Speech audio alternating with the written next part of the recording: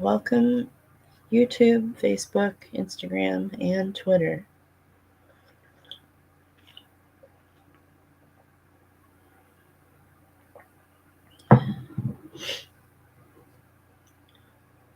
All right, and let's get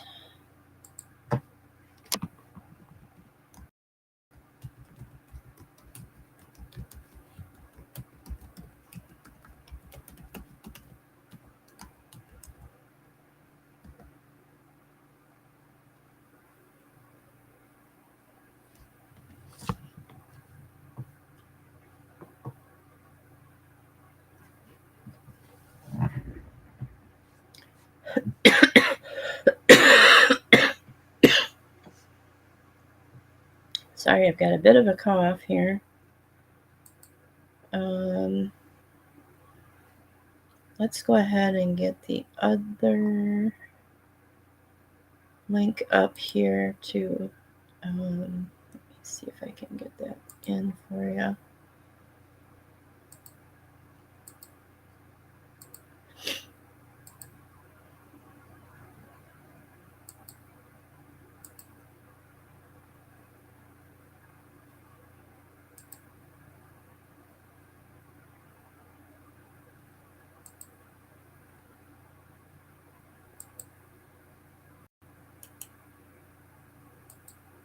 Okay, welcome, Lindles.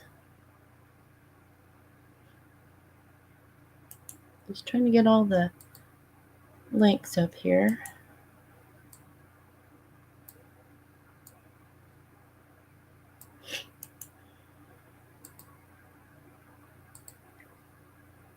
All right.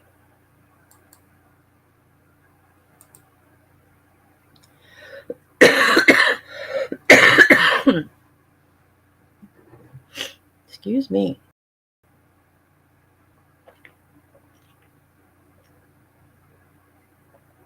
Okay. So I apologize. I'm a little bit sick tonight, but it's mostly allergies and a cough. Um, so I just want to come on tonight and talk a little bit about what's going on. The stores are. They should have. I think one store does not have a sale on eBay, and the other one does. So, but I posted both those links there. Um, and then we are also on LinkedIn, Twitter, Facebook, and YouTube. Um, so if you guys get a chance, visit those.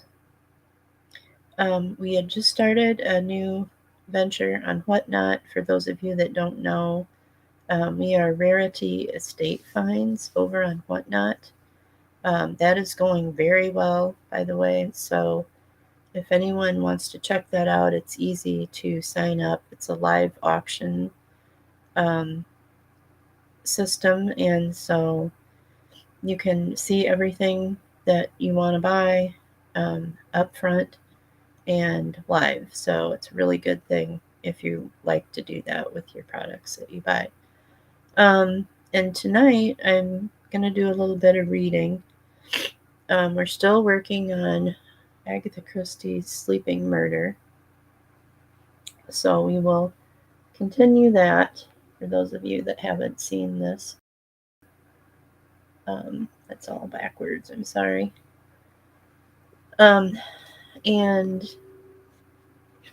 so if it looks like I'm in a different house, it is because I'm in my parents' house and my mom has been sick for a while, so I'm trying to get her going.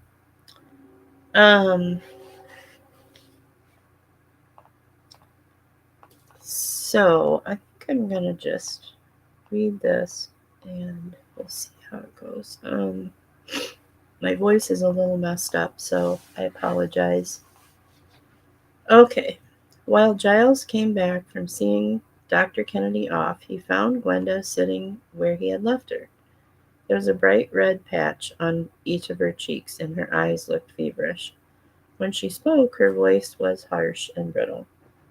What's the old catchphrase? Death or madness, either way?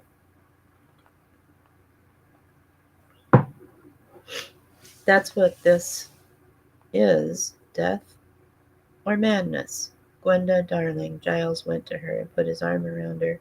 Her body felt hard and stiff. Why didn't we leave it all alone? Why didn't we? It was my own father who strangled her, and it was my own father's voice I heard saying those words.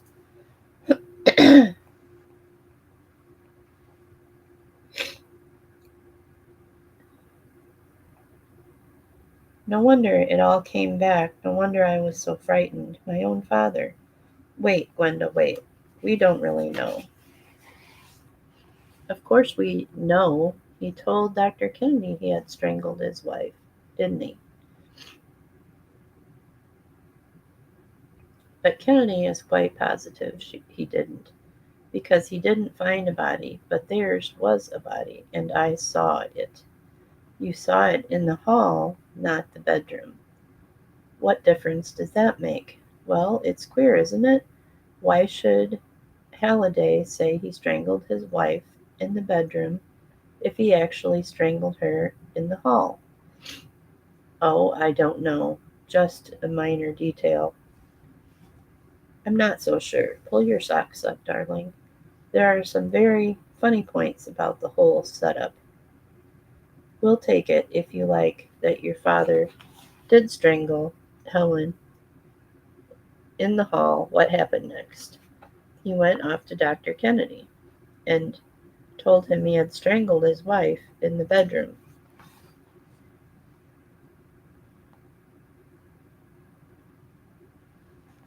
Brought him back with him, and there was no body in the hall or in the bedroom. Dash it all, there can't be a murder without a body. What had he done with the body? Perhaps there was one, and Dr. Kennedy helped him and hushed it all up. Or only, of course, he couldn't tell us that. Giles shook his head. No, Gwenda, I don't see Kennedy acting that way. He's a hard-headed, shrewd, unemotional Scotsman. You're suggesting that he be willing to put himself in jeopardy as an accessory after the fact. I don't believe he would. He'd do his best for Halliday by giving evidence as to his mental state. That, yes, but why should he stick his neck out to hush the whole thing up? Kelvin Halliday wasn't any relation to him, nor a close friend. It was his own sister who had been killed, and he was clearly fond of her. Even if he did show slight Victorian disapproval of her gay ways, it's not even as though you were his sister's child. No, Kennedy wouldn't connive at concealing murder. If he did, I'm sorry, my eye is hurting really bad.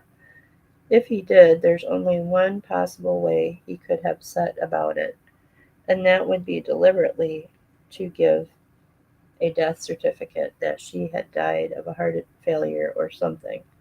I suppose he might have gotten away with that, but definitively that he didn't do that because there's no record of her death in the parish registers, and if he had done it, he would have told us that his sister had died. So go on from there and explain, if you can, what happened to the body. Perhaps my father buried it somewhere in the garden, and then went to Kennedy and told him he'd murdered his wife. Why? Why not rely on the story that she'd left him? Gwenda pushed back her hair from her forehead. She was less stiff and rigid now, and the patches of sharp color were fading. I don't know, she admitted. It doesn't seem a bit screwy. Now you put it that way. Do you think Dr. Kennedy was telling us the truth? Oh, yes, I'm pretty sure of it, but from his point of view, it's a perfectly reasonable story. Dreams, hallucinations, finally a major hallucination. He's got no doubt that it was a hallucination because, as we've just said, you can't have a murder without a body. That's where we're in a different position from him. We know that there was a body. He paused and went on. From his point of view, everything fits in. Missed clothes and suitcase, the farewell note, and later 2 letters from his sister. Gwenda stirred. Those letters, how do we explain those? We don't, but we've got to, if we assume that Kennedy was telling us the truth. And as I say, I'm pretty sure that he was, we've got to explain those letters.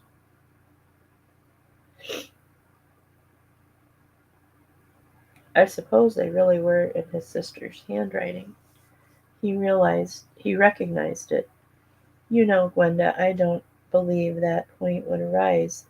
It's not like a signature on a doubtful check. If those letters were written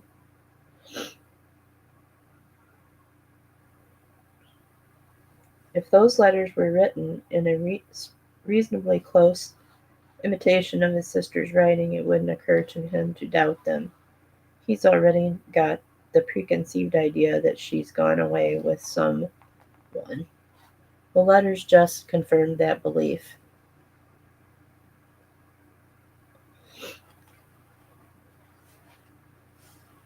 If he had never heard from her at all, why, then he might have gotten suspicious. All of the same, there are certain curious points about those letters that wouldn't strike him, perhaps, but do strike me. They're strangely anonymous. No address except a poste restante. No indication of who the man in the case was. A clearly stated determination to make a clean break with all old ties. What I mean is, they're exactly the kind of letters a murderer would devise if he wanted to allay any suspicions on the part of his victim's family. It's the old Crippen touch thing again. To get letters posted from abroad would be easy. You think my father? No, that's just it. I don't. Take a man who's deliberately decided to get rid of his wife. He spreads rumors about her possible unfaithfulness. He stages the departure. Note.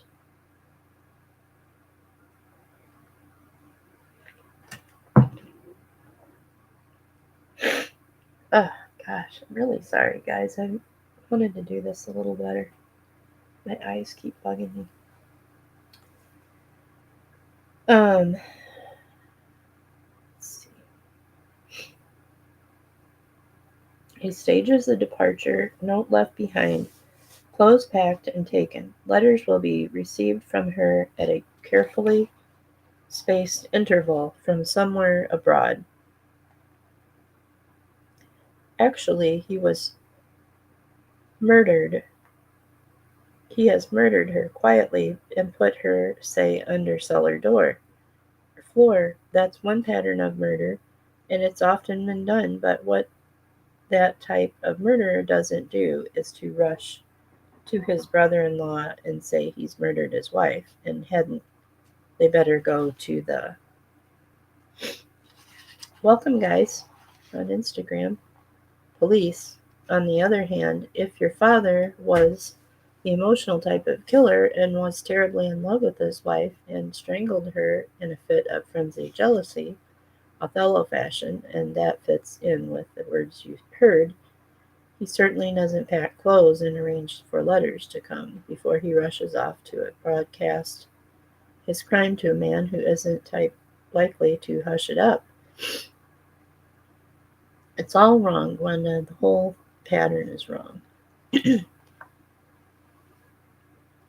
Then what are you trying to get at, Giles? I don't know. It's just that throughout it all, it seems to be an unknown factor. Call him X, someone who hasn't appeared as yet. But one gets glimpses of his technique. X? Said Gwenda, wonderingly, when her eyes darkened. You're making that up, Giles, to comfort me. I swear I'm not. Don't you see yourself that you can't make a satisfactory outline to fit all the facts? We know that Helen Halliday was strangled because you saw. He stopped. Good Lord, I've been a fool. I see it now. It covers everything. You're right. And Kennedy's right, too. Listen, Gwenda. Helen's preparing to go away with a lover. Who that is, we don't know. X? Giles brushed her interpolation aside impatiently. She's written her note to her husband, but at the moment he comes in, reads what she's writing, and goes haywire. He crumples up the note, slings it into the wastebasket, and goes for her. She's terrified, rushes out into the hall. He catches up with her, throttles her. She goes limp, and he drops her. And then, standing a little way from her, he quotes those words from Duchess of Malfi, just as the child upstairs has reached the banisters and is peering down. And after that, the point is that she isn't dead. He may have thought she was dead, but she merely semi-suffocated. Perhaps her lover comes around after the frantic husband has started for the doctor's house on the other side of town, or perhaps she regains consciousness by herself. Anyway, as soon as she came to, she beats it quickly, and that explains everything. Kelvin's belief that he has killed her, the disappearance of the clothes packed and taken away earlier in the day, and the subsequent letters, which are perfectly genuine. Though there you are, that explains everything. Gwenda said slowly, it doesn't explain why Kelvin said he had strangled her in the bedroom.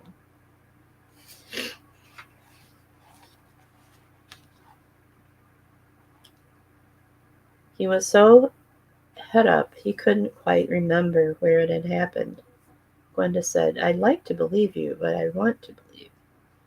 But I go on feeling sure, quite sure, that when I looked down she was dead, quite dead. But how could you possibly tell, a child of barely 3? She looked at him queerly. I think one can tell better than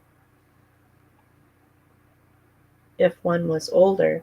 It's like dogs, they know death and throw back their heads and howl. I think children know death. That's nonsense. That's fantastic. The ring of the front door bell interrupted him, and he said, Who's that, I wonder? Gwenda looked dismayed. I quite forgot it's Miss Marple. I asked her to tea today. Don't let's say anything about all this to her. And that's the end of that part. Well, guys, I'm going to let you go for tonight. My cold has gotten the better of me. I think I'm going to have to go get some sleep. But thank you for joining.